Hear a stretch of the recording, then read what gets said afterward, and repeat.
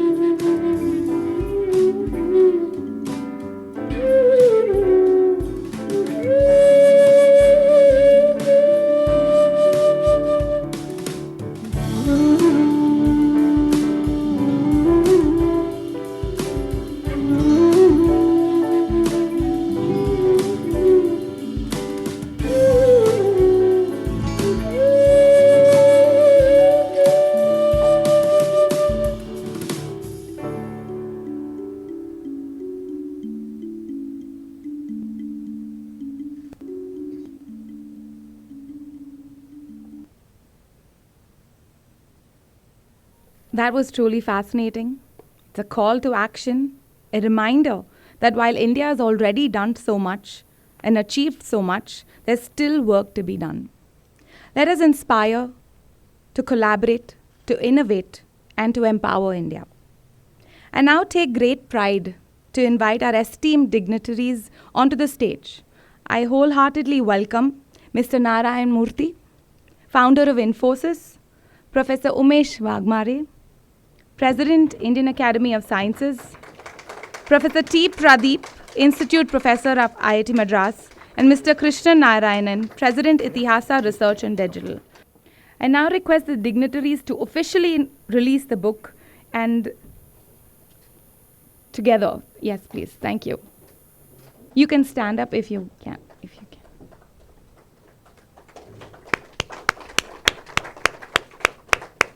Can we have a bigger round of applause, please?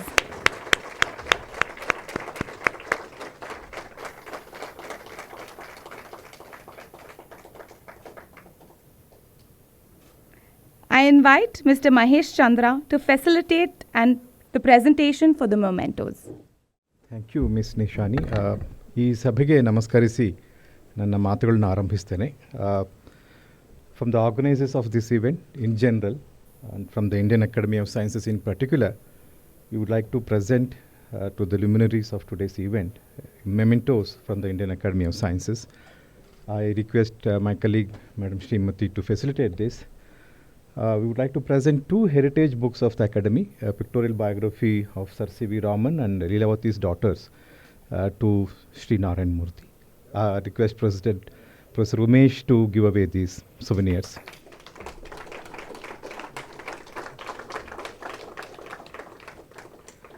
I also request Professor Umesh to give away a souvenir to Professor Pradeep.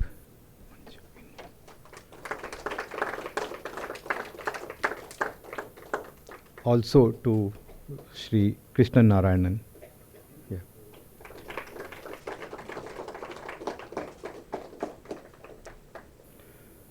We would also like to present our souvenirs to the host of this event, the Infosys Science Foundation. We would like to present this copy to the library of the foundation.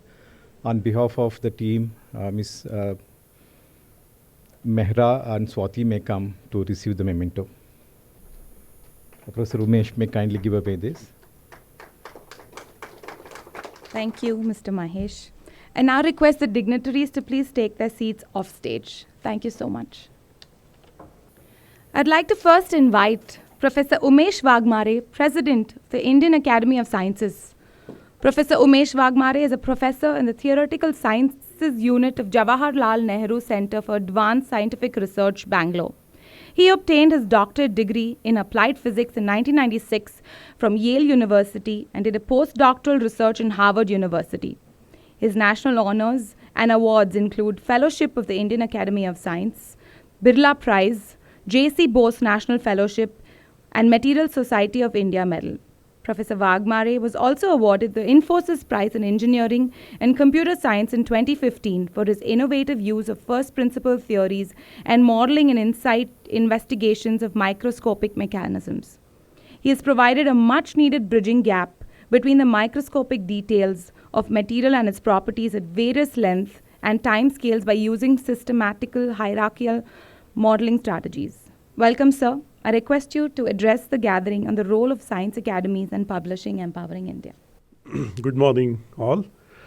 It's a pleasure to be here at the Infosys Science Foundation today. And I start by congratulating Professor Pradeep and Mr. Krishnan for completing this major book project of great significance to our country. We are also fortunate that the book has been released in Bangalore today by Mr. Narayanan, who has been a key figure in India's transformation in the last 30 years. I'll tell you a bit about the Indian Academy of Sciences first. The Academy was founded in 1934 by Sir C.V. Raman. It was founded to promote progress of science and uphold the cause of science in India. This was accomplished and is being accomplished through creation of knowledge and its dissemination to general community. For creation of knowledge, we promote original research through publication of journals, and dissemination is done through several books and also pedagogic journals. But for example, a journal called Resonance, which is really reaching out to remote parts of India with pedagogic workouts on lots of interesting scientific principles and problems. The initial activity of the Indian Academy of Sciences was basically just one journal publication called the Proceedings of Indian Academy of Sciences. And at that time, we were self-sufficient. We were an independent body, a registered society. We survived on our own revenues. But in 1972, this was just after C.V. Raman passed away, the DST was also founded in 72, and they gave shelter to us by adopting us as one of the autonomous institutions funded by the government of India. Now we have grown quite a bit. We publish 12 journals, and 2 of them are actually very interesting. One of them is called Dialogue, which is to establish communication, conversations between science, scientists, and the society. And there is also Confluence, which basically provides a platform for informal interactions between society and the scientists. They are all moderated. Dialogue articles are for popular audience and they are peer-reviewed. And Confluence conversations are also moderated by expert scientists from the academy. The Indian Academy of Sciences has over 1,000 fellows now, and they are all from they are some of the best, most accomplished scientists from various institutions in India.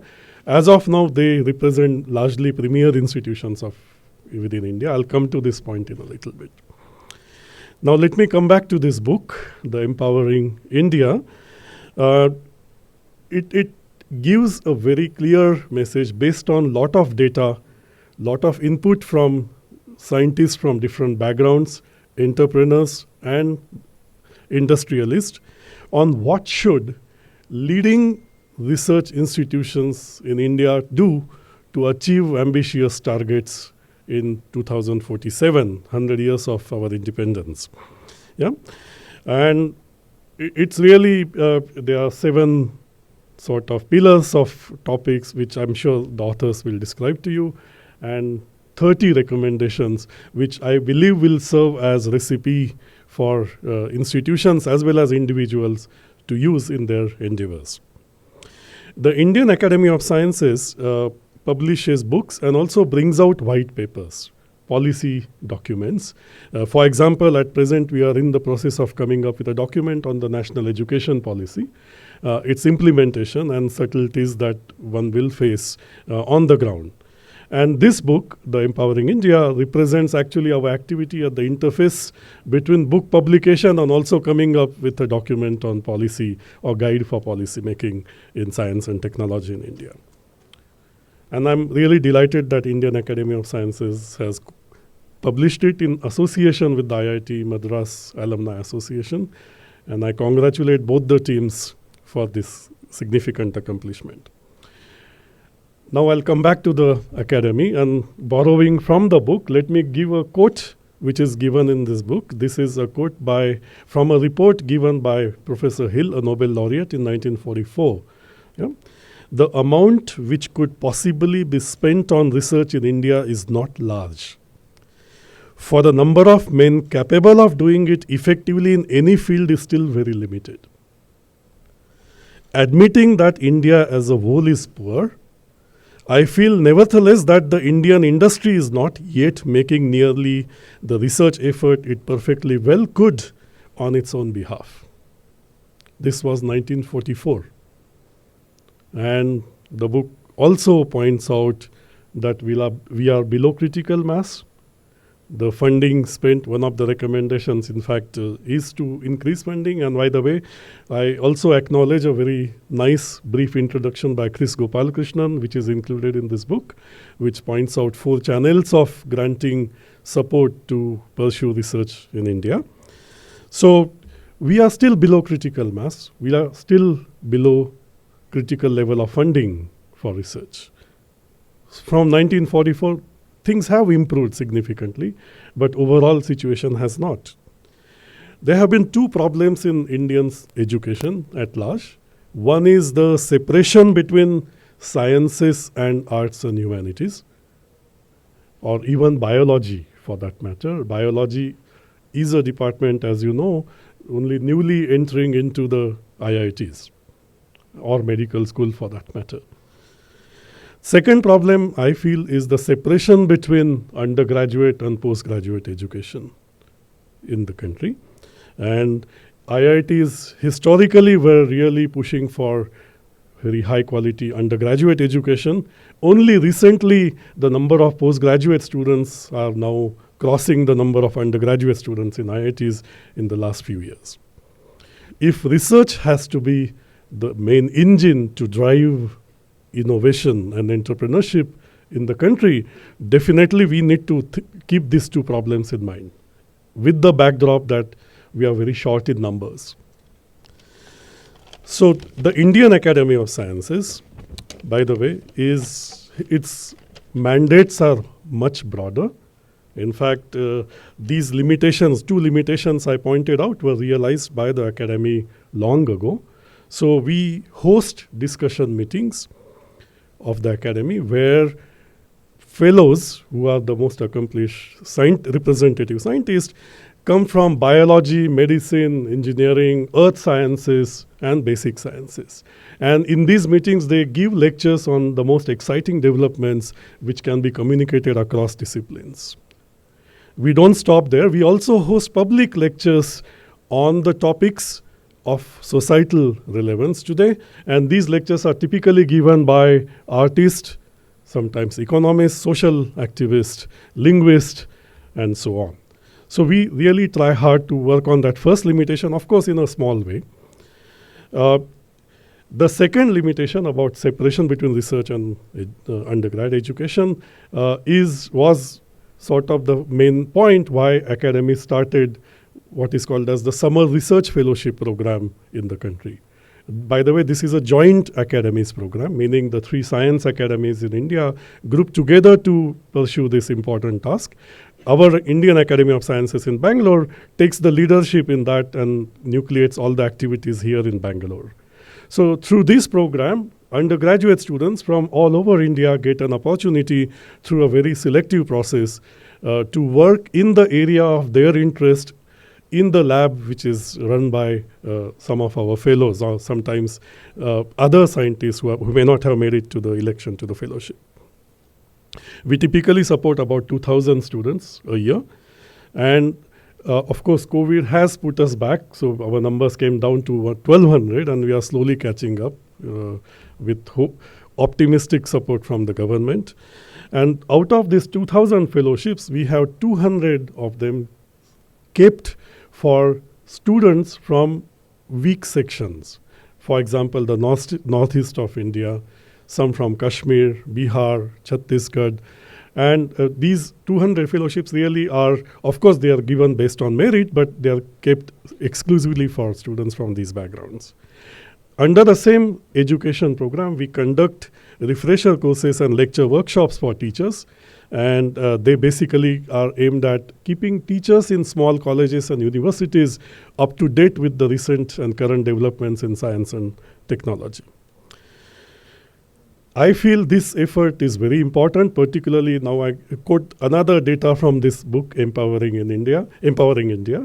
One is the number of researchers supported by Government of India or otherwise is 4 times smaller than the total number of researchers in America. Yeah, and that's basically what it means. We are below critical mass. This is number inferred from 2 data that you have in the book. The second data is the number of universities in United States is about 4 times larger than the number of institutions or universities in India. So if you want to scale up our scientific research and operations, which I feel is very important, collective thinking, if you have a high enough plateau, then you will see breakthroughs. For example, many people question why we don't have Nobel laureates from India. And I feel one of the reasons is we don't have enough collective thinking, teamwork, and that's part of the reason is we are below critical mass. So if you want to scale up, we don't have an option but to also work with universities and second-tier institutions. So I point out that this book is, of course, very focused on leading institutions in the country, but the academies are indeed very committed to taking this cause and in a very diverse, inclusive manner to reach out to various segments in the society.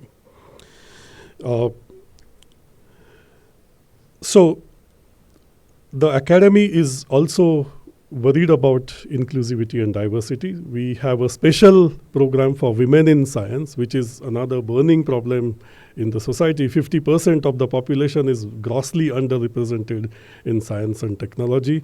And we have Professor Rohini Gorbole here with us, who is the Vice President of Academy. And she's leading this effort at a national level for last more than 30 years. And we are really proud of such activities at the Academy.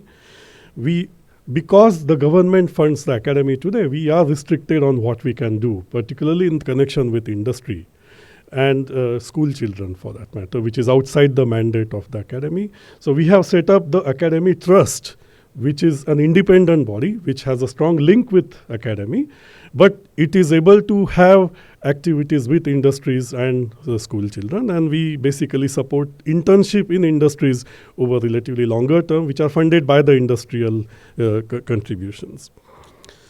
So I now want to say that, of course, we want to increase number of researchers and amount of funding for researchers in India. But while we do that, I feel we shouldn't forget that not all problems in society can be solved only by scientific approaches. We do need to work with art and humanities, particularly when the growth in S&T is very rapid. Its implications to the societal structure and fabric are not so obviously clear, and we do need to work with the arts, humanities, academies. And academy is absolutely willing to take lead in that. We are already interacting with academies in arts and humanities, law, and which direction the funding should be used. If there's a lot of additional funding given, I think we do really need to be strategic in identifying the most interesting ideas, looking at our current strengths and opportunities to take them up. And we already offered to the government that we are glad to work with them. For example, the newly declared quantum mission, it requires a lot of injection of great ideas and fundamental science, and academies are willing to play an important role in that. And expanding the researcher base to universities and second-tier institutions, academy is in a really good position to mentor researchers in these institutions. And for example, we have an associateship program where we select young scientists below 35 from smaller universities, and they have an opportunity to interact with the fellows from these premier institutions. So, of course, I must end now. My time is almost running out. I wish to say that autonomy is very crucial for any intellectual or particularly S&T organization to succeed. And I feel the government must acknowledge that, and the newly introduced National Research Foundation, I feel, really falls short in that. Our greatest expectation was that it would be a highly autonomous body. And we are now developing a dialogue with the government to persuade them to make it sort of more robust and autonomous way of funding us. So, and of course, dependency due to funding from government is a limitation, but I must say the academies are working hard with a constructive way forward, with a positive feedback from all quarters in the society. I end now by again congratulating Professor Pradeep and Mr. Krishnan for this wonderful book. I'm glad that it's a live document, so there are opportunities to keep updating it. I think that's how really it should be, because the ecosystem of S&T is evolving at a rate, unprecedented rate these days. So, thank you all for being here. Thank you, Professor Umesh. Indian Academy of Sciences is and will always be a pioneer and has been key in shaping India today and tomorrow as well. We wish the Academy all the best in all the plans you mentioned just now. Thank you. It's my absolute pleasure for me to introduce our next guest, Mr. Narayanan Murthy. Mr. Murthy is an inspiration to every progressive individual in our country today. He founded Infosys in 1981. Mr. Murthy conceptualized, articulated, and implemented the global delivery model, which has become the backbone of the Indian software industry. I'd like to highlight some of his awards and recognitions. In 2014, Mr. Murthy was listed among 12 greatest entrepreneurs of our time by Fortune in 2012. He has received the Legion d'Honneur from France, CBE from Britain, and Padma Bhushan Award from India. Mr. Murthy is ranked amongst the top 10 in Financial Times list of business pioneers in technology. He is the first Indian winner of the Ernst & Young World Entrepreneur of the Year Award.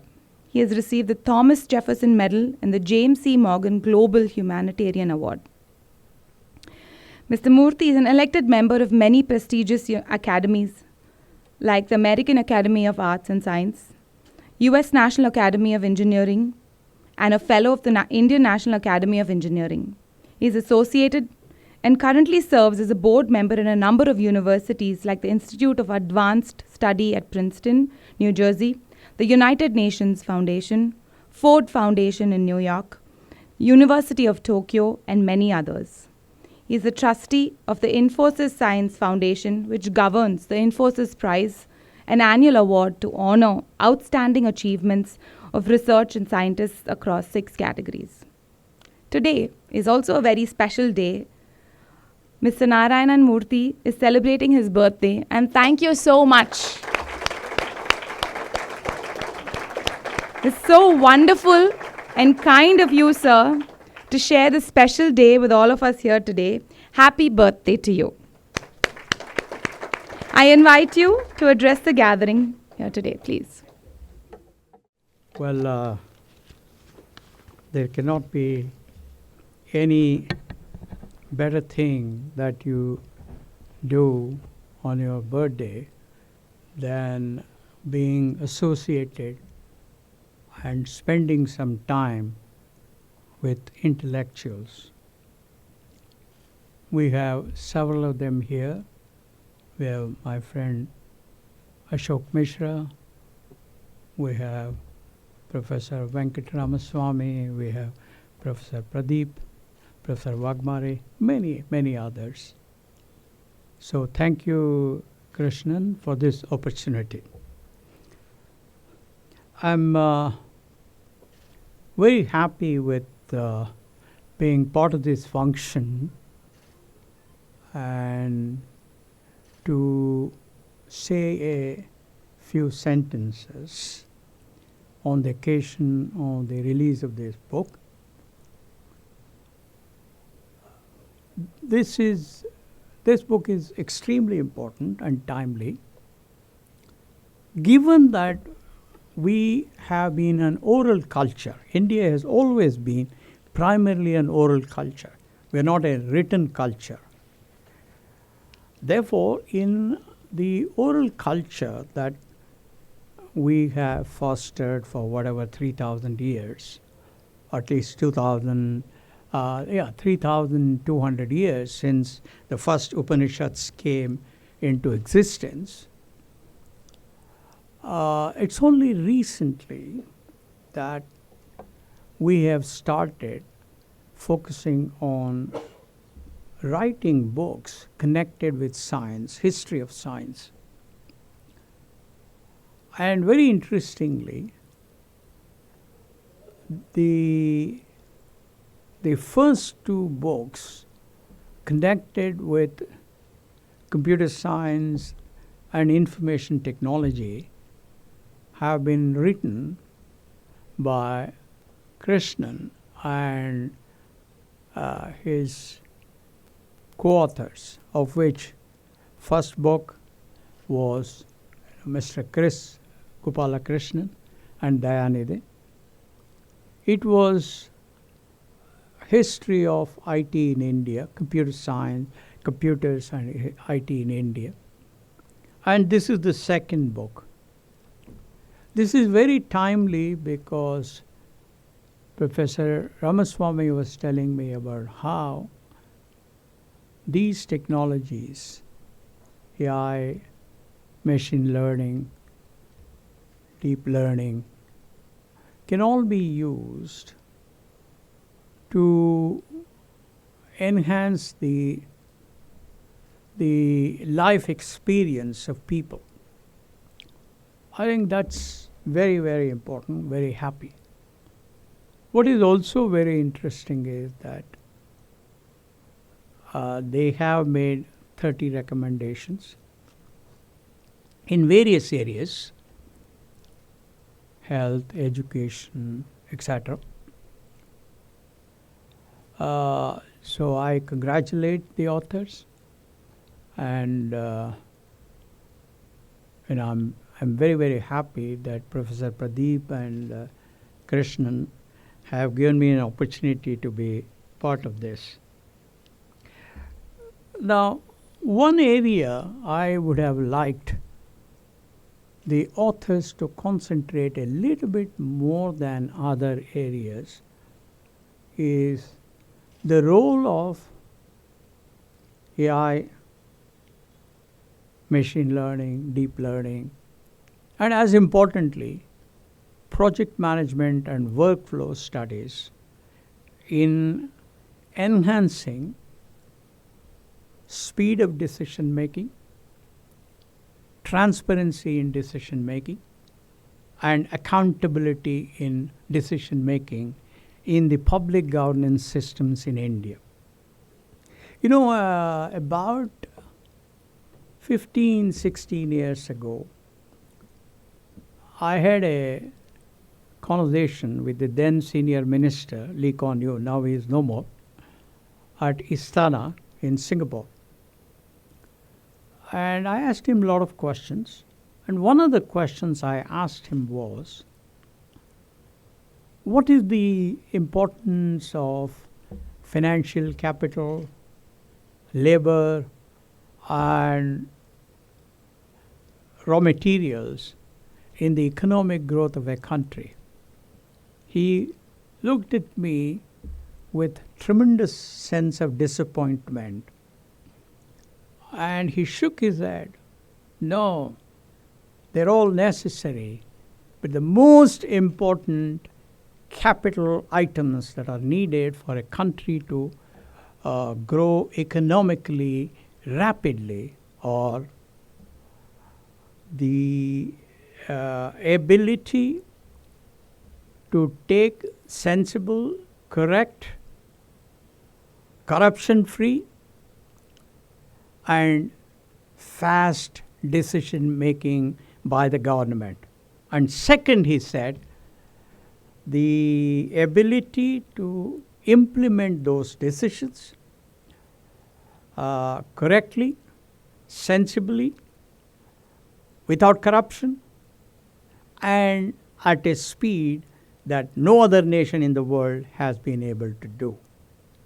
So therefore, my request to Professor Pradeep and Sri Krishnan is to perhaps expand this a little bit more, because unless we bring these attributes to our public governance system, using the power of these technologies, we may not be able to obtain the full return on all the wonderful ideas that they have put together. The second thing that I would like to make a comment on is, it will be so nice if our sociologists can do some research and write a book on what is the reason why this country of 1.45 billion people has not been able to come out with inventions that have helped our people. For example, look at this room. Everything that I see here has been imported. It's not been invented in India. Whether it's the TV screen, whether the wall, whether it are all these lights, LEDs, the public address system I'm using, everything was invented somewhere else. Yes, we have learned, we have gone to the next stage of being able to use these things, or perhaps in some ways collaboration produce. And in many cases, we have not even been able to produce, for example, laptops are completely imported. Most high-tech equipment is completely imported.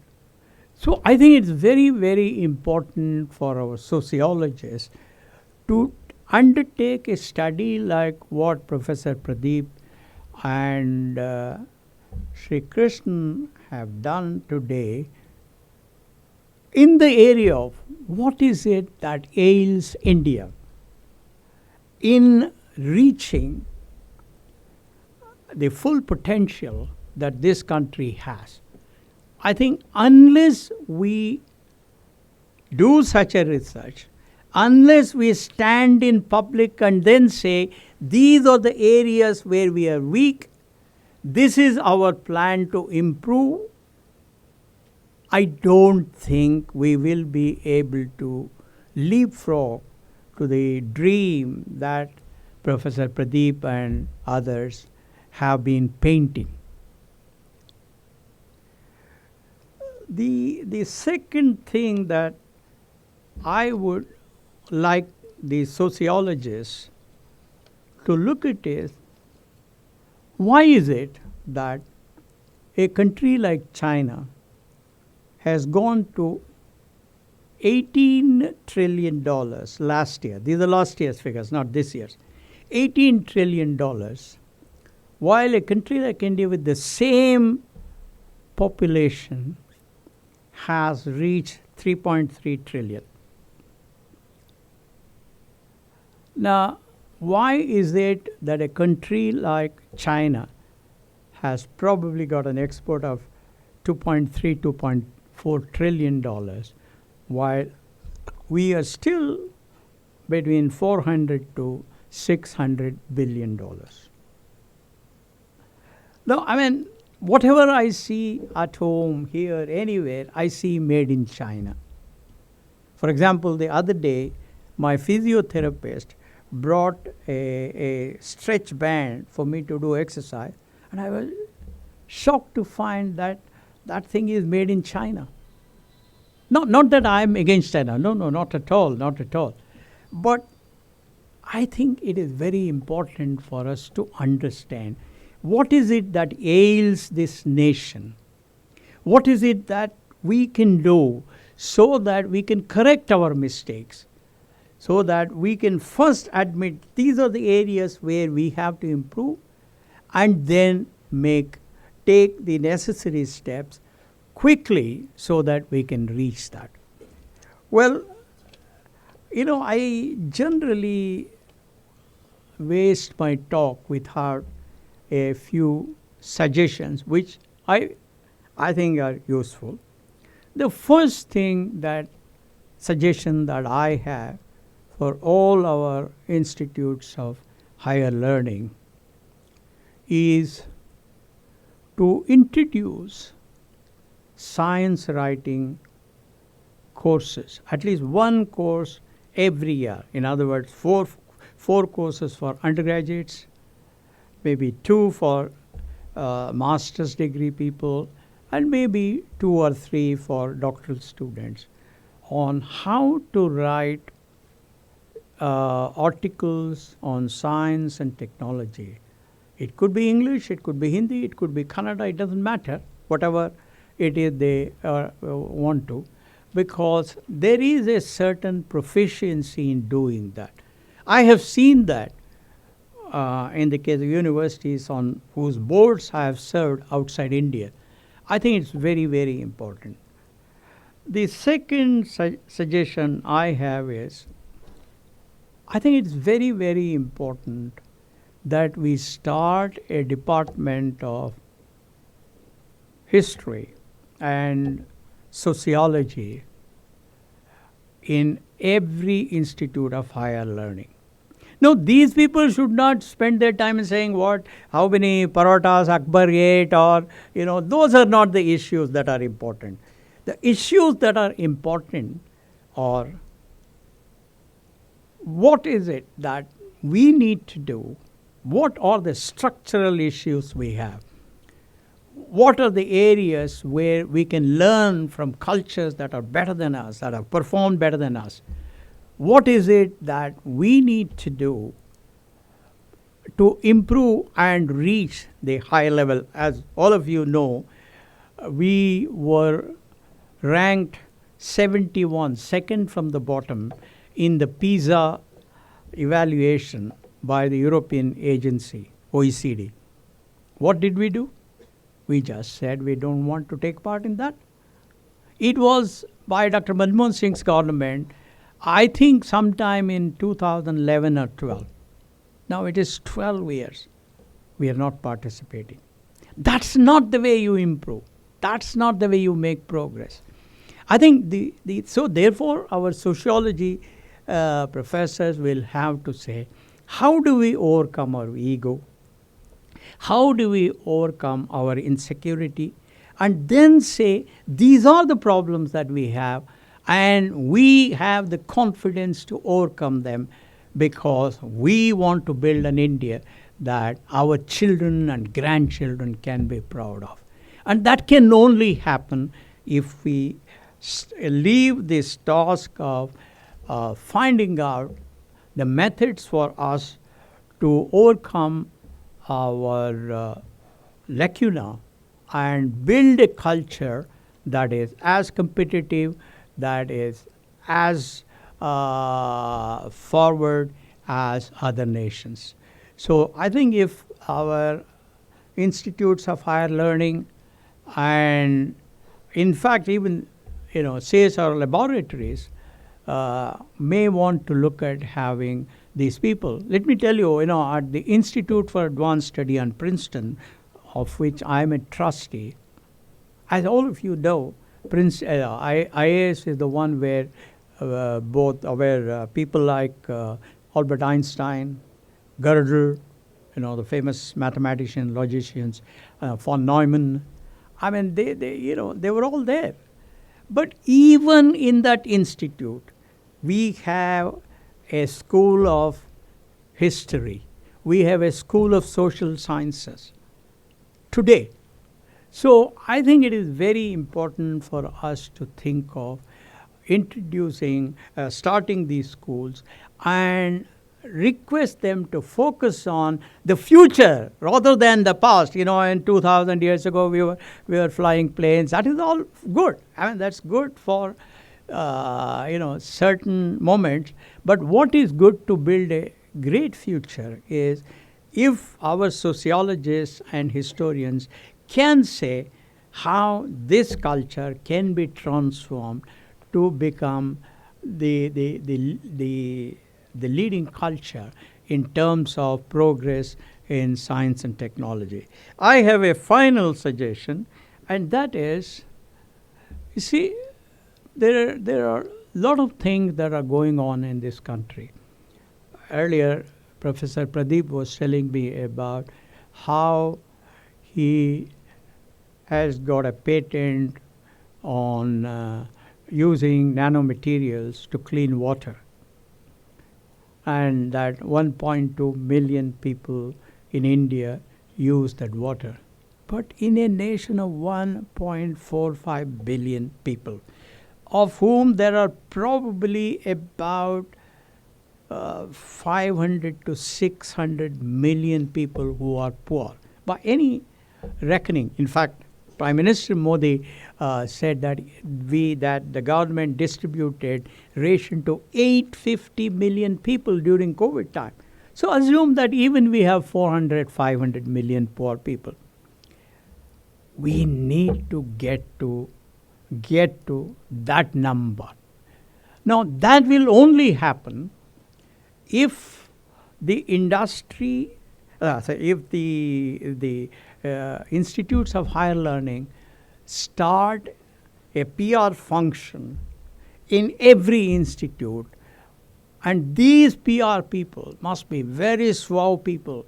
They must attend major functions. They must talk about what IIT Madras is doing, what IISc is doing, what IIT Kanpur is doing. IIT Kanpur is building an artificial heart, which is a fantastic piece of work. I have seen that. It's a great piece of work. But not too many people know that. So therefore, my suggestion is that we start a PR department, empower them fully, and we connect with the industry. We bring the industry, like Sam Pitroda did. Sam Pitroda, when he came out with this 128-line EPA-BX, he made sure that was known to all the major, industrial groups. And he said, we're going to give you for almost nothing, and you can make this 128 EPA-BX. And I had a fantastic example of how impactful that was. It was 1991.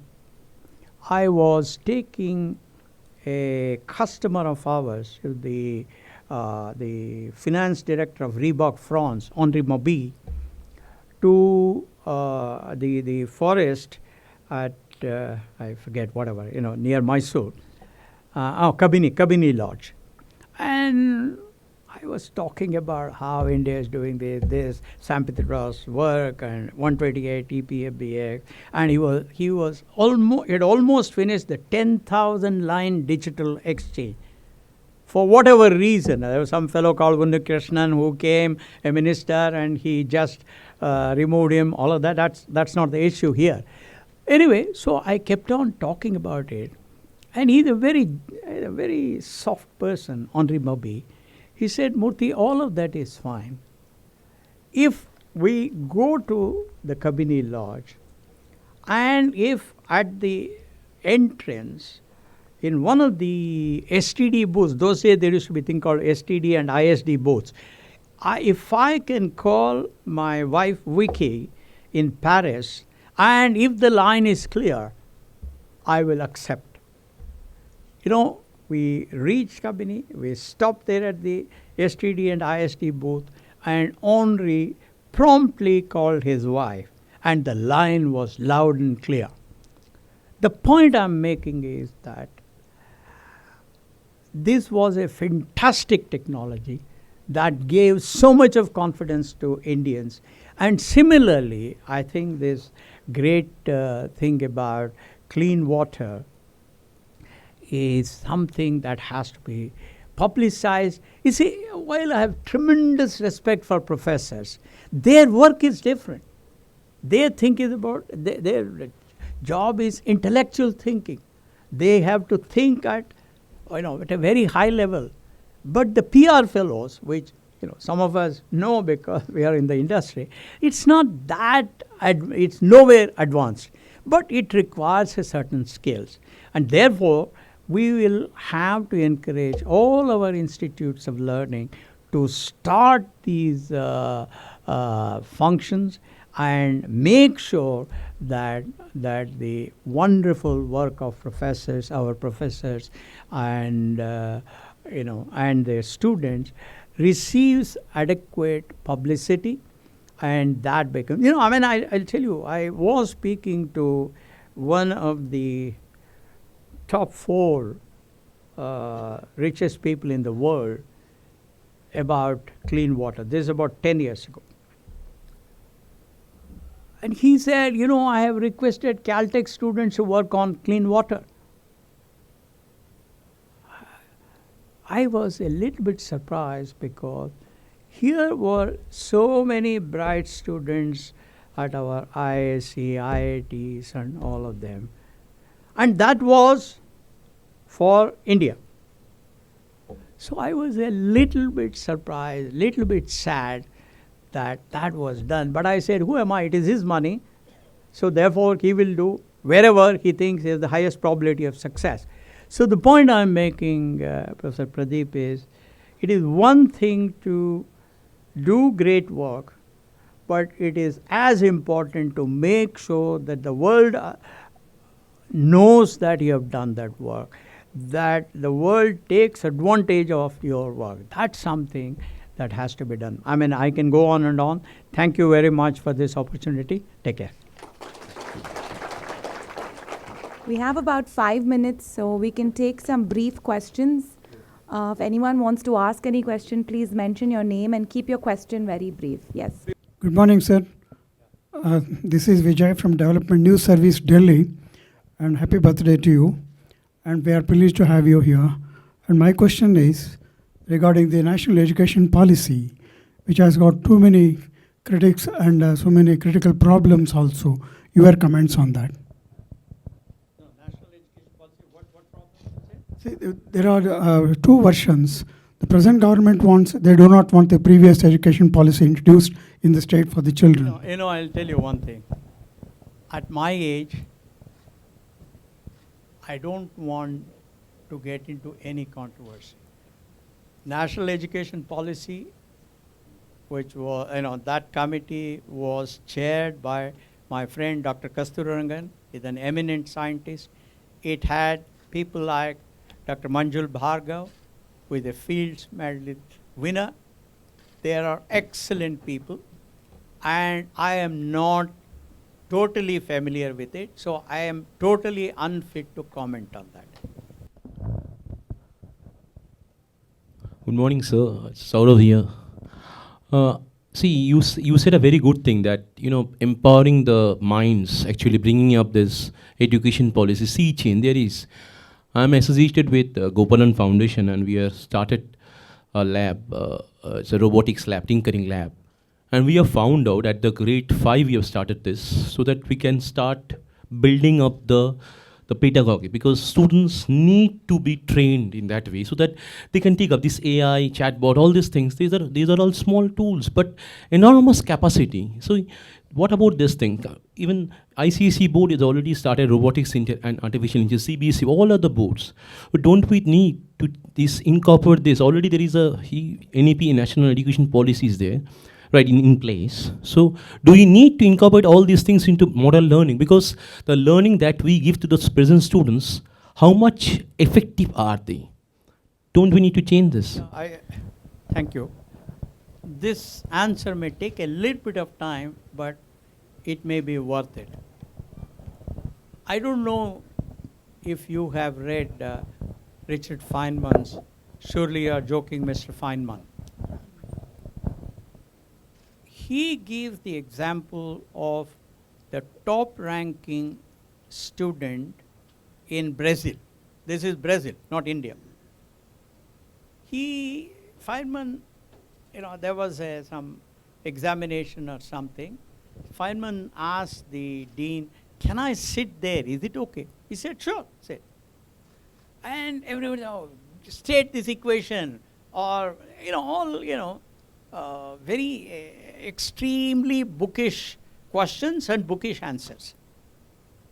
Then this boy answers one of the complicated questions in advanced physics very well. It was purely one of equation or something. Feynman poses a problem which required the use of those equations, and the student could not answer.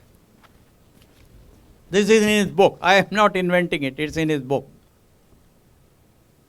So then Feynman says, the tragedy of most developing countries is we have converted higher learning to rote learning. We do not relate what they learn in the class to the world outside. Let me give you a simple example of my own granddaughter. She is 8 years or something, and she lives in London. And one day, she came to me with a very interesting problem. She said, there are 3 houses, almost in a triangular fashion.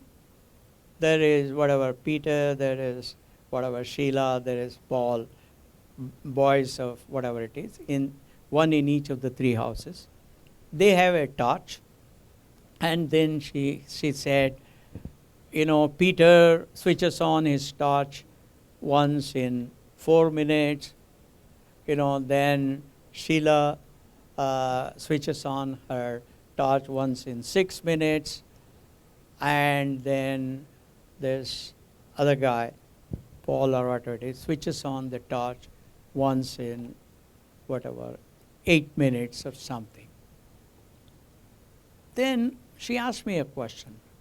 When do you think all of them, all the 3 lights will be on together? It's a basic LCM problem. I'm sure you understood that, right? It's a simple application of LCM. That's not how we teach our children. We teach our children LCM is, divide this, until it becomes 1, whatever, this multiplied by this, multiplied by this. That has no value. The value is in applying those principles to solve real life problems. Until our education system gets transformed, I don't think we will be able to add much value to them. Of course, our IIT, they're very bright people. There is no doubt they're as good as any. But, many of them, they go abroad. A few that remain here, they get defeated by the environment here. So therefore, that's why I suggested that our historians and our sociologists must do a deep study on what is it that is inhibiting us Indians to obtain our rightful place in engineering and science. And what are the steps that we need to do? What are the steps government needs to do? What are the steps parents need to do? What are the steps that institutions need to do? Unless we openly, I had no hesitation saying I'm hard of hearing, because that's the reality. Even if I don't say, you will come find out in 2 minutes that. So I said, instead of you finding out and then I don't know what this fellow, either his mind was not okay or he couldn't hear, one of the two, so maybe he should not be invited next time. I said, it's better that I openly say what my problem is. Then you will know, okay, this today maybe he had not brought his hearing aid or something like that, you will know. So the point I'm saying is, the biggest transformation of Indian culture is to accept that we need to improve. Every nation has to improve. It's not just India alone. And this is the plan for us to improve. That's what I was saying. Sorry, I took a little bit of time. Can take 2 more questions. Please make your question short and brief. Thank you. So, very happy birthday to you. My name is Rahul. I am a student of engineering in UVC. I am in my 20s. And most of the people in their 20s are lost on what they should be doing. So what should be the duty of people in their 20s to develop India?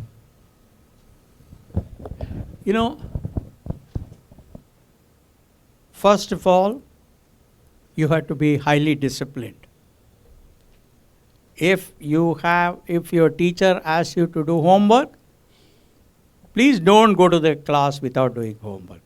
Second, if your teachers say that I have put in 1 hour in the class and that 1 hour has cost me 3 hours, therefore I want you to spend 3 hours at home, you should spend.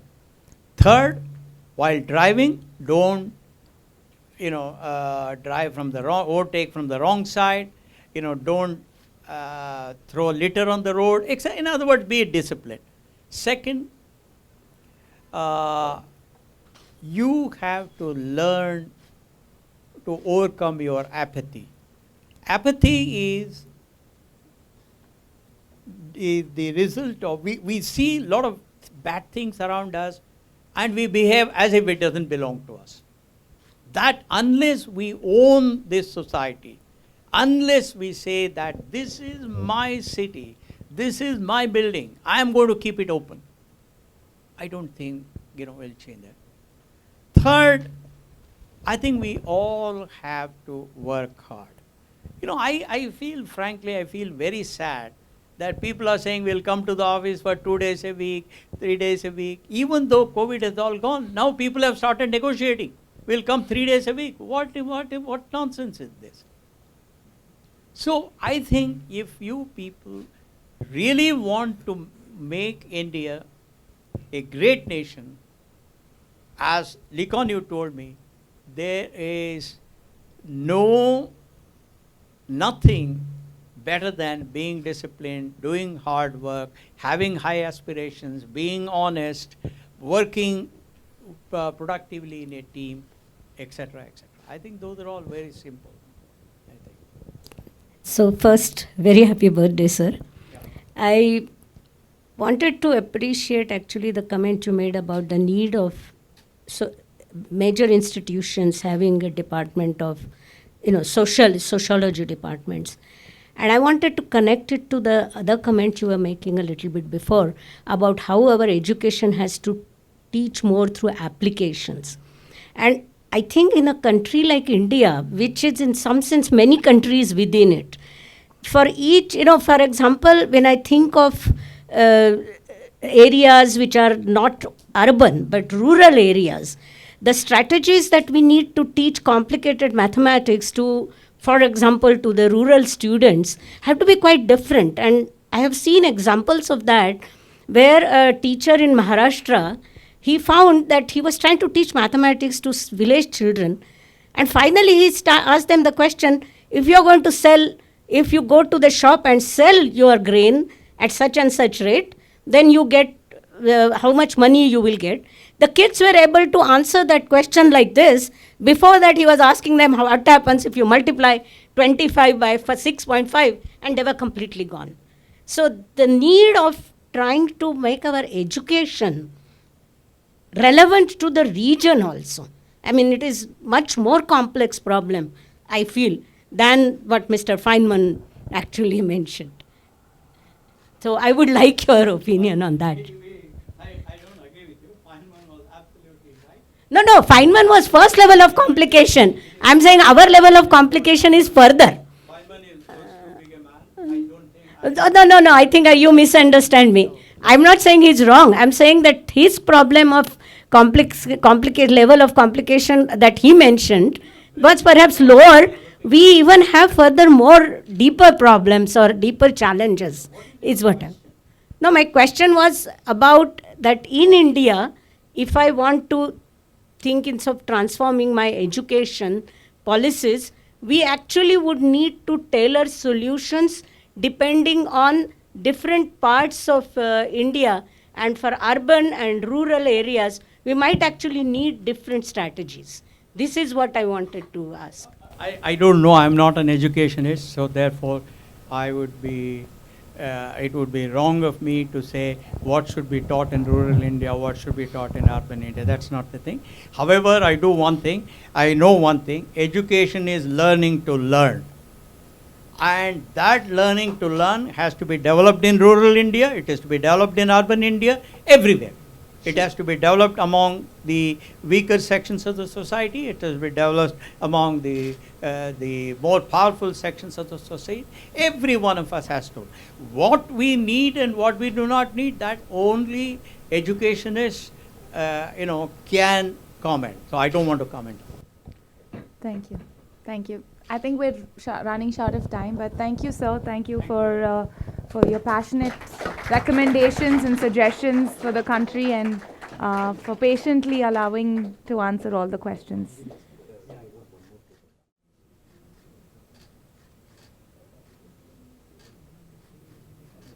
Moving on to an interesting agenda for today, conversation between the authors of the book Empowering India.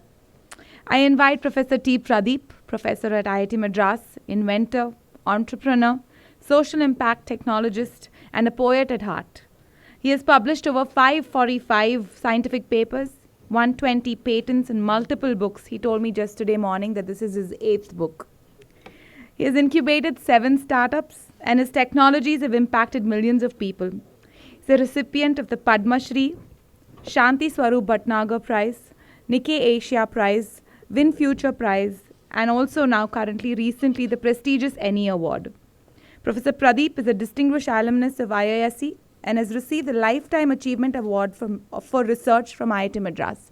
Can we have you on the stage, please, Professor? Also invite Mr. Krishnan Narayanan. He is the co-founder and president of Itihasa Research and Digital Studies, the evolution of technology domains in India and the world. He co-authored the book Against All Odds, the IT Story of India. Earlier, he was a member of the Infosys Labs Management Council.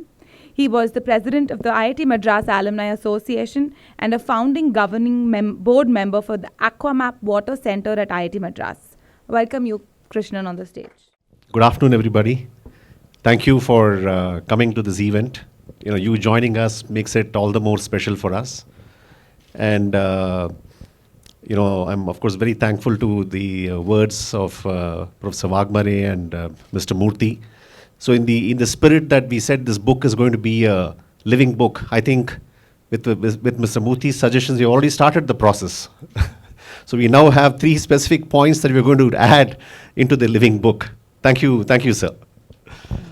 And of course, it's been an absolute privilege for me, to have worked with Professor Pradeep as part of this process. I remember, about way back in 2020 when we first started this journey together, and it's been a great sort of learning process for me every day since then.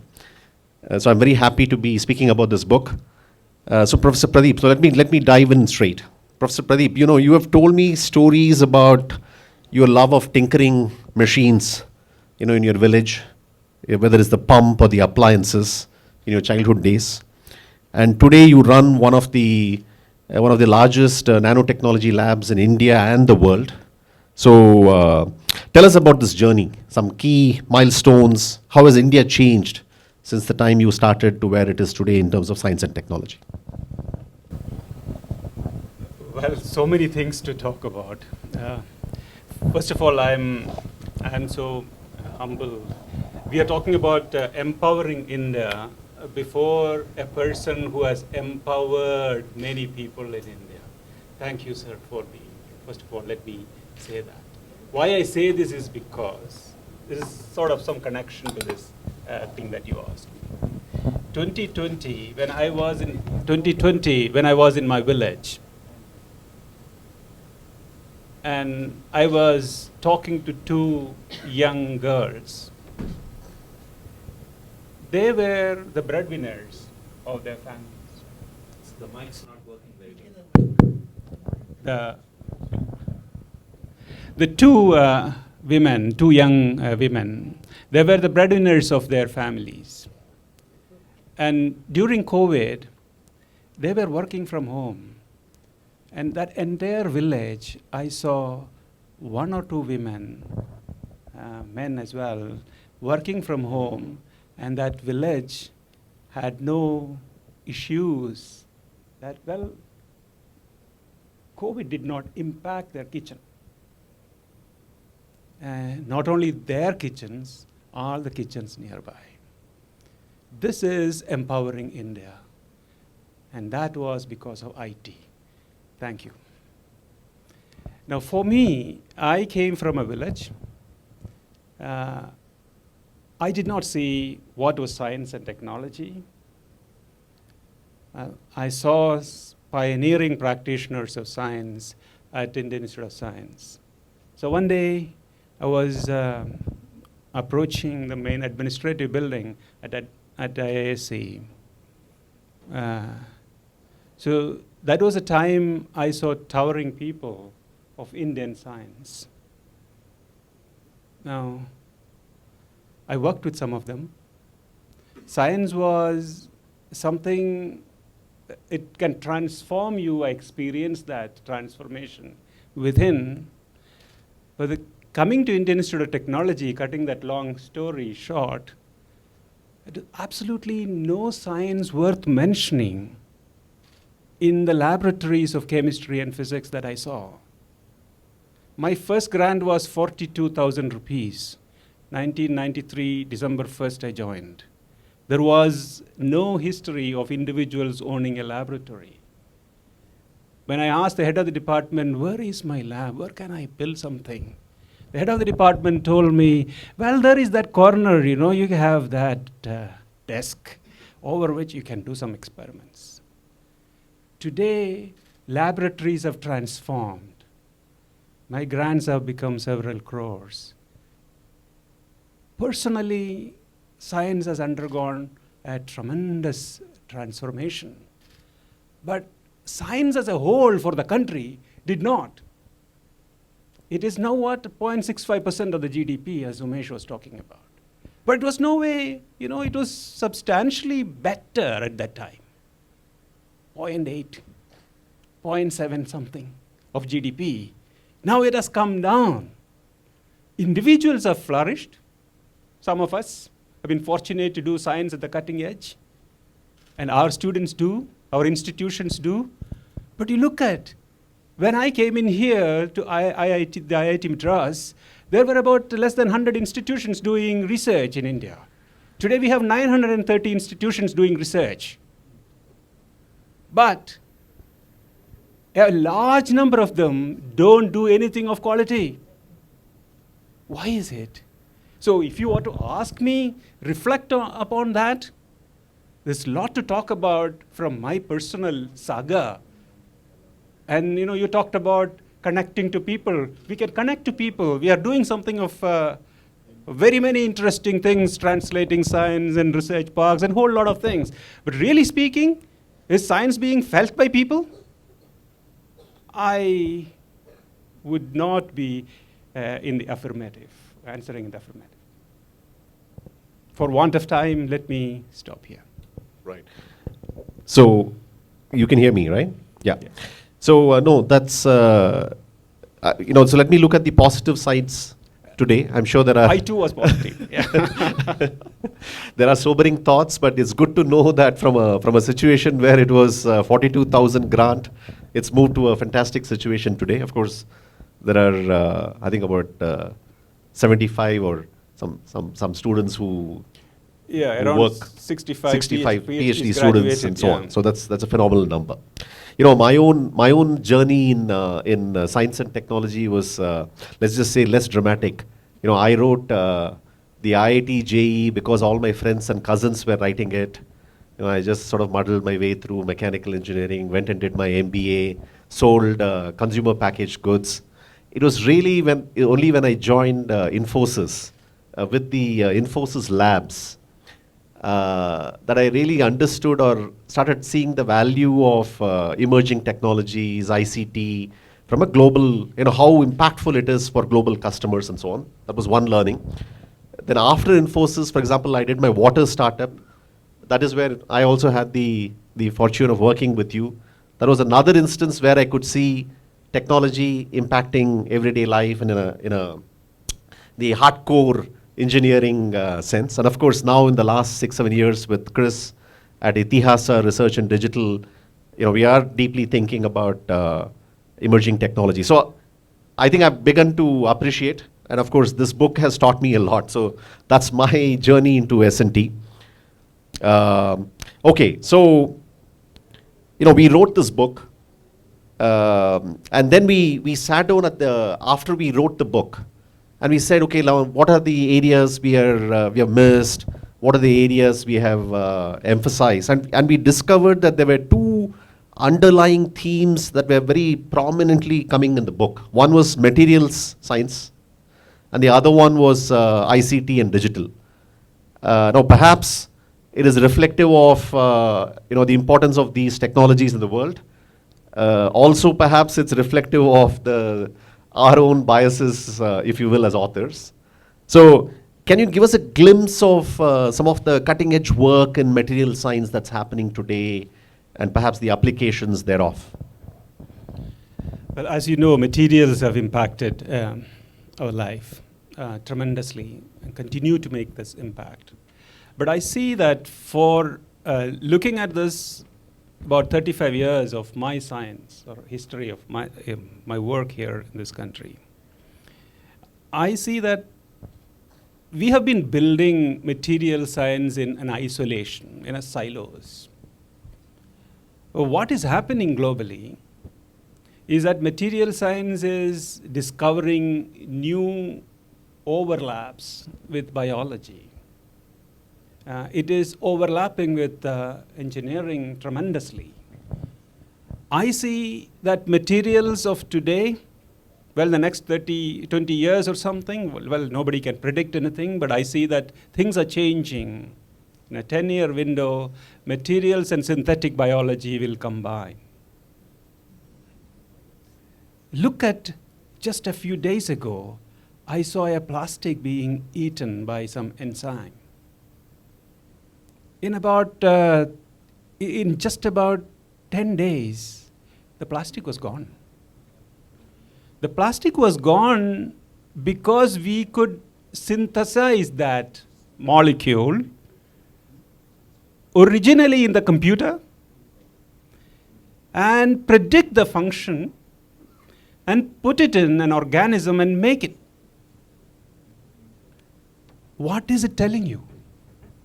It is telling you that the soup that you have created from this plastic can actually make the plastic regrown in probably not the plastic, something else. So you are in a position to close this entire loop of creating some material, breaking them down to smaller things, construct probably something else like a fiber or a cloth or something, all that originally designed in a computer. So this is one side, one kind of materials that's happening. 2020, somebody introduced wrote a paper in which the paper can be read by a computer, and the molecule made or mentioned in the paper can be synthesized in the laboratory. So what is this telling you? This is telling you that 100,000 of those molecules can be made every day in the laboratory by reading all those papers that you and I produce. You may not be producing those papers, but Umesh and I. So this world of materials, you ask me, will sort of combine synthetic biology and computational science, all that artificial intelligence, everything put together. Maybe in that soup, we will have to add social sciences so that the impact will be felt by people. That's a tremendously exciting future. That's fantastic. But of course, I can't let you finish this answer without telling about your work on water. Well, I wrote about 3 years ago a paper on what is going to be water tomorrow. Water, to me, will become data. Because water we are consuming is going to tell us what we are going to be. And today it is possible to analyze that water, to understand that water, to see that water affordably, that data, and process that data and predict what is going to happen to you. So water is going to become data, but that water is not just drinking water alone. That water is, dirty water, green water, the gray water or the black water, all those waters are going to become data too. And look at this water. India, dirty water that we have, black water, this is producing something like 25 to 30, 40 kilograms of solid material after the wastewater treatment plant per person per year. So what is India producing? This is an enormously rich resource that we have. This enormously rich resource is probably India will have the richest of that resource, right? And this complex soup can be translated to something else by the synthetic biology that I just talked to you about. If that were to happen, India will be producing petrol right here, right? In the city, and fibers in this very same city.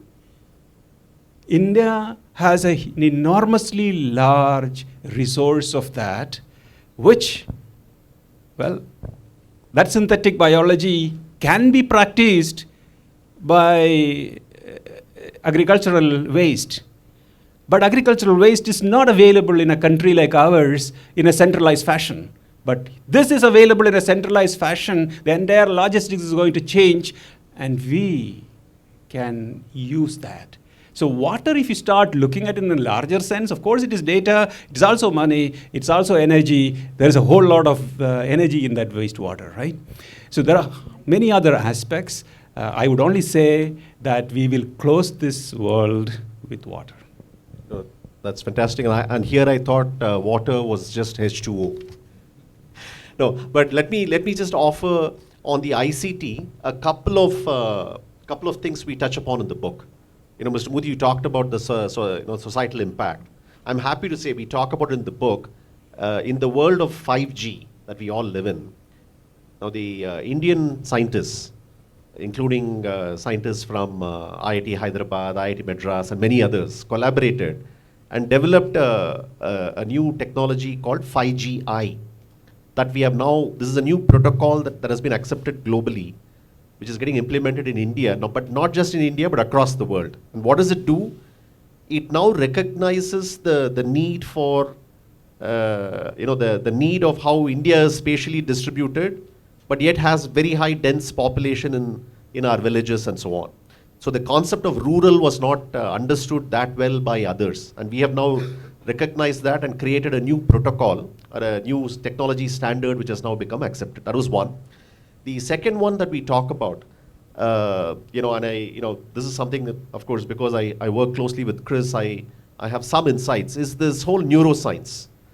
And, the amount of genetic information that are captured, in the genetic databases in the world, the Indian population is perhaps represented less than 2%, whereas our population size is 15-16% of the world's population.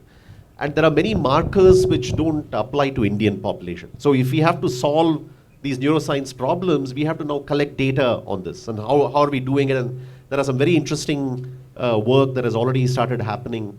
For example, I was in the brain center at IIT Madras recently. And the Human Brain Project in Europe has just completed 10 years. And they have processed, in these 10 years, many mouse brains, but 2 or 3 human brains. And the brain center in IIT Madras started 2.5 years back. And they have processed 40 human brains in the short time frame. So they are sort of taking this to a completely different level. So I think there are some positive things there on the ICT and other computational neuroscience aspects. Okay, so moving forward, the next question now. You've been the convener of the Kerala Higher Education Reform Committee. Now in the book too, we propose a higher education model. In fact, I just want to use the clicker.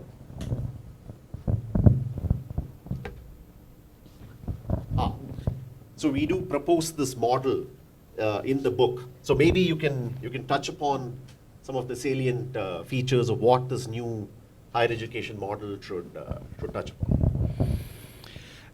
When we start, we talk about higher education institutions of IITs and IISc and ISAs and all that. We leave aside the large university system.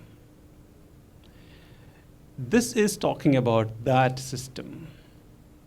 In the state of Kerala, there are close to about 7 lakh people in the colleges. If they participate in knowledge creation, I'm talking about BSc, MSc and beyond. If they participate in knowledge creation, the states can transform. So every student is not only a learner, but also a knowledge creator. So that knowledge economy, how we can do, looking at the state's meager resources from where they are today. To give you an idea, a state university having about 60,000 students in affiliated colleges, the university gets just about 20 crores of rupees per annum to do research. Whereas IIT Madras, we spend about 1,200 crores. So this is the kind of difference that we have. Now, of course, states have this problem of the first thing, expansion of access, ease of doing education. Ease is a big problem. When I go to Kannur University or some university, people are coming from, let's say, after traveling 5 or 6 hours from up in the hills to get a piece of paper. Well, all of these papers can actually reach them. But really, they don't reach. One full day is spent just to get one mark sheet. Ease of doing education is a big problem. Excellence in innovation is almost impossible. How do you empower these children to participate in this? Curriculum has to be reformed. All of those things have to be talked about in great many detail. But the larger point is that how do you make each one of these participants of the higher education system knowledge creators?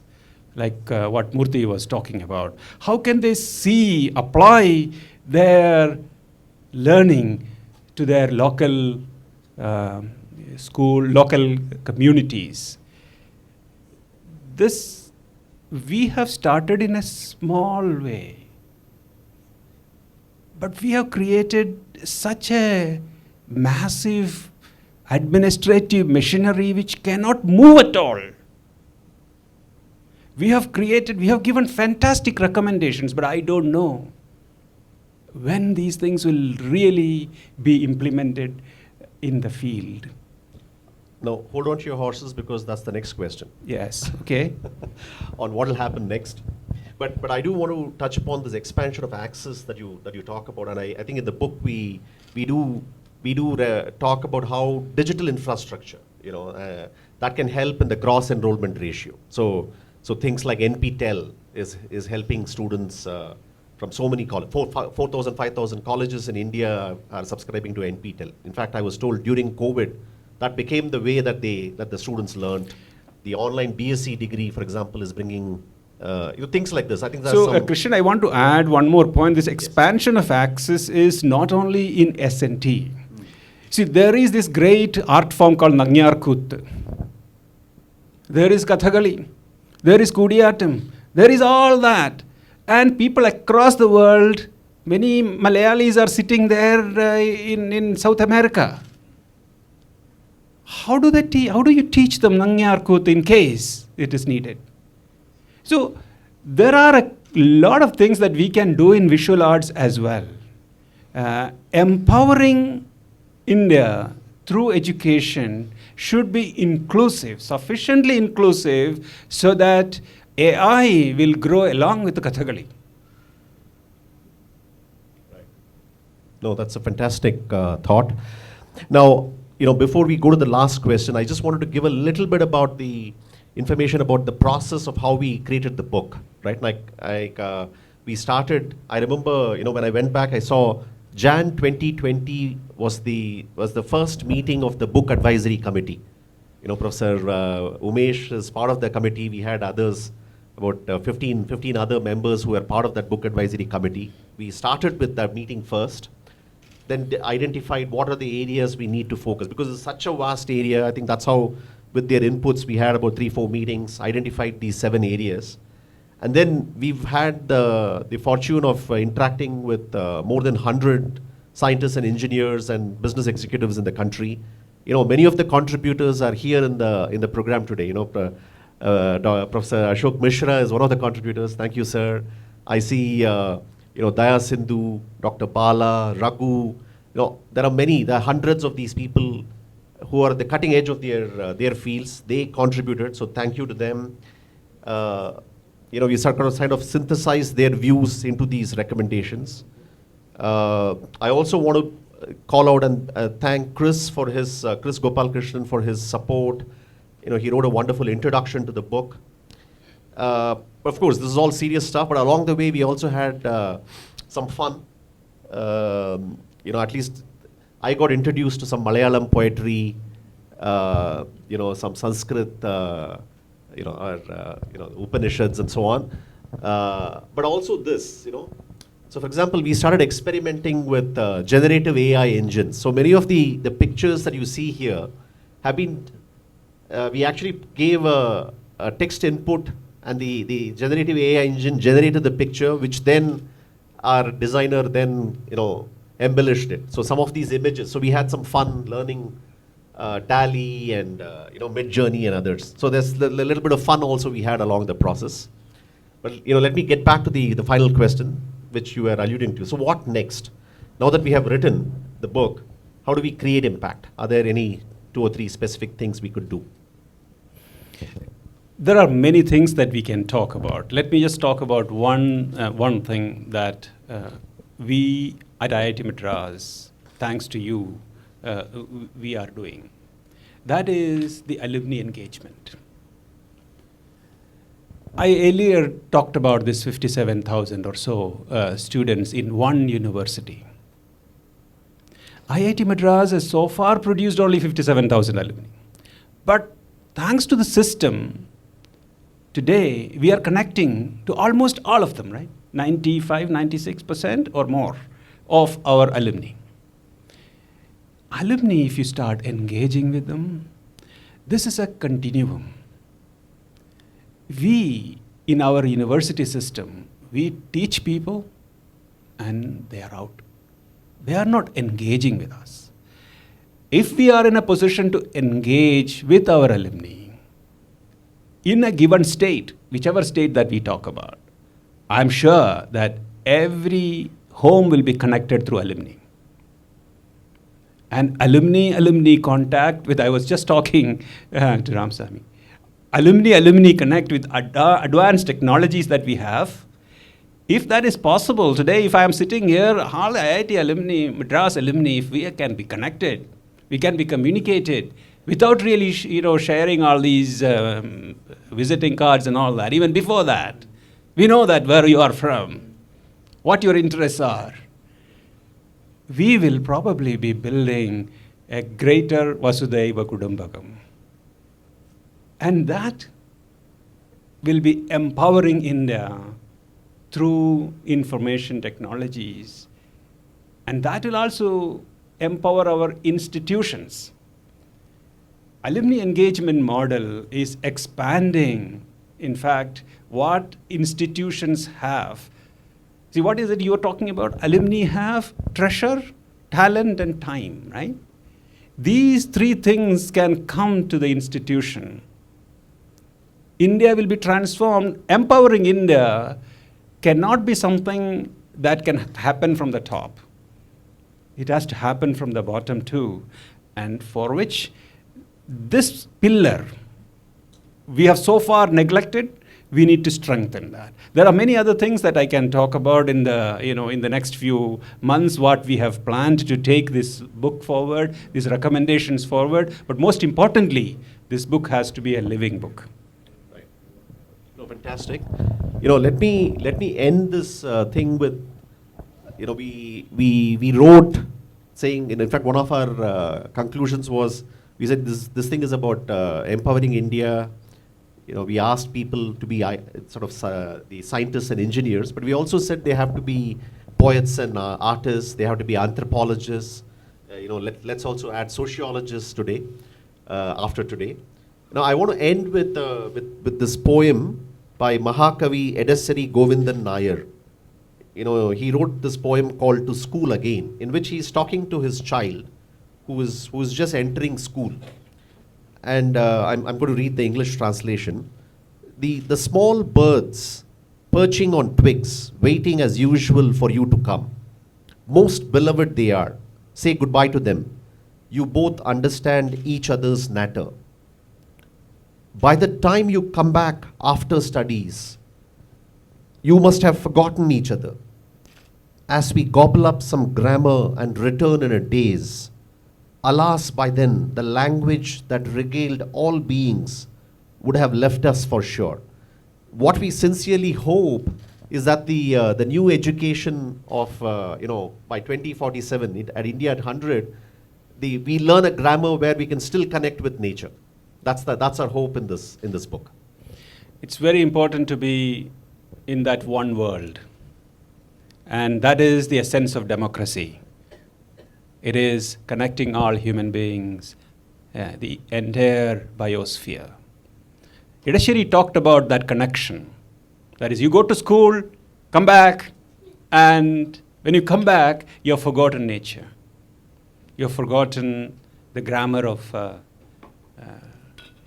biosphere.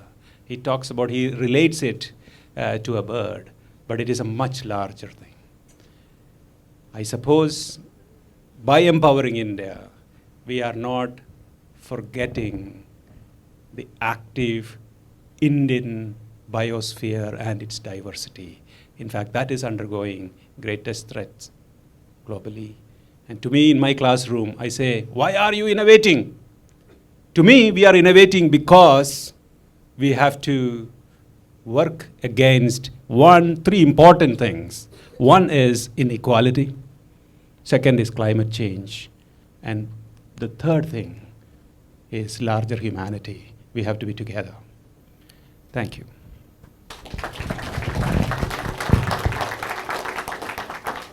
I think we can take maybe 2-3 questions. Yes.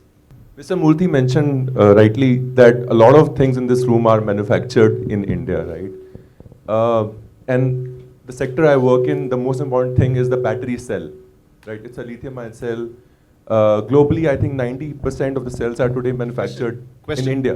The question I have is, see, how do we, let's say if we start making cells in India today, are we adding to science by just building something which already exists? If we really want to compete or build something for the future, how do we have that? Take party. How do we bring the mindset that we solve for the problems of the future, not problems of the past or today? Like clean water is not the problem of the future, it's a problem which exists today, but building the next type of cell chemistry is a problem of future. How do we change that mindset to build for the future? Thank you. Can I answer that question? Yeah. Go ahead here. The cell research that is going on in India in several places is absolutely outstanding. All you have to go to the Ola has built a center for cell research, and it's one of the finest cell research centers I've seen anywhere in the world. So, like Mr. Narayanan said, this is also may not be known to the public, but they got 150, 200 scientists working on next generation lithium batteries and so on. In fact, that's all that I wanted to say. India, there's a lot of potential here. We are not connecting. Yeah. I'll give one more example, and I mentioned to Mr. Narayanan the other day. In IIT Kanpur, he mentioned about brain research. IIT Kanpur has one of the finest centers for flexible electronics in the world. I'm not saying in India. And these things have to be transmitted. There's a question there. Well, you take question from media also?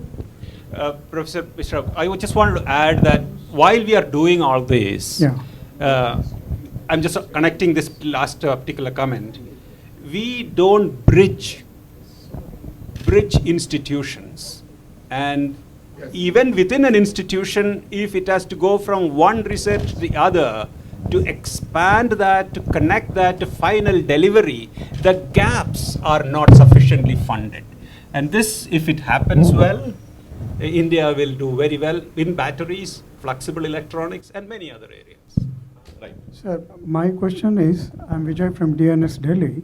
My question is, what are the pure science part of it? The research in pure science or study in pure science, where are we now? China produces 1,500 scientists in pure science every year, I believe, as per Mr. C.N.R. Rao. So where are we standing? Where are we lagging behind? My second question is, the implementation of the suggestions, what all you are proposing to the government in this book, how long time it may take to implement that? Because we are seeing so many recommendations lying in the government offices, the files are dusting. So when do you think how government is serious about implementing these things? In the interest of time, let me just answer you quickly. India is not doing very well at that cutting edge adequately. We are doing well, not adequately. There's much more to be done. As far as recommendations go, these are a set of recommendations from scientists and engineers, practicing scientists and engineers. So far, we have not been making those recommendations well adequately. We have been making recommendations. We have put these things in as a living document with more things to be added. For us right now, I think it is important to put them together. As Umesh talked about, there have been lots of hopes. We did not live up. But then we need to ask. This is a very important thing that we need to do. Not actually much of a question, but a comment. I mean, you talked about inclusion at all levels, but I feel one of the things which was alluded to by Umesh in his talk, one of the things which I would like to see in this kind of documents is the equal need of equity and inclusion of the people who participate in scientific processes, which means people from all over India and also, of course, the gender which I represent. I feel that can make an important difference to India's future scientific progress. And I would like to know whether you have addressed that in your book. And if not, I would like to say that this is an angle which we must always keep in mind. This is very much there as one of the recommendations. But then, one can, of course, expand further on that. There is no limit. So much to expect, so much to do. So, just Professor Pradeep here, Saurav here. Yeah. Even though India has progressed, we have actually got in Jammu Kashmir that lithium ion, the core area, right, where we are actually selling it at a big price. That's good. But I know you research, follow your research. You have got a very good patent technology. You are the only one in the world with iron, right, sir? So, what is the future of that? India can lead away because lithium is not truly available much. So, may I, in the interest of time, let you please answer this, and then we will stop here, and then maybe over lunch, I think there will be an opportunity to have the Q&A. I will request that. I'm sorry about it, but we are already about 15 minutes late as per the program. We'll just take this last question. If only point that I wanted to say, we can discuss this outside. There's so much that is going on in India in every laboratory. If I were to talk about just water, one little thing, the amount of work that is going on in water, if we were to use at least, let us say 1% of that, India's water problem will be by and large be over. So every institution has activity. Which institution is not having activity in energy or storage? There is activity. Our problem is that we are not bridging the gaps, we are not bridging institutions. Thank you. we'll take it up over the lunch. Thank you. Thank you, Professor Pradeep. Thank you, Krishnan. Thank you for taking us through the insights of the book. Very interesting. Before I move on to the vote of thanks, I want to let all of you know that the proceeds from the sale goes towards the cause of science. The book, apart from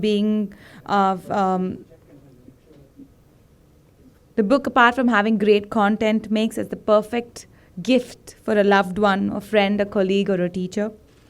There is a booth set up at the foyer where the book will be available for sale. The authors will also be available to sign your copies if you want. Please get it done post this. I take this opportunity to thank the wonderful audience and all our dignitaries here today. Hearing each of you made everyone's day unforgettable with so many takeaways. Our host, the Infosys Science Foundation, was set up with an objective of encouraging, recognizing, and fostering world-class scientific research connected to India.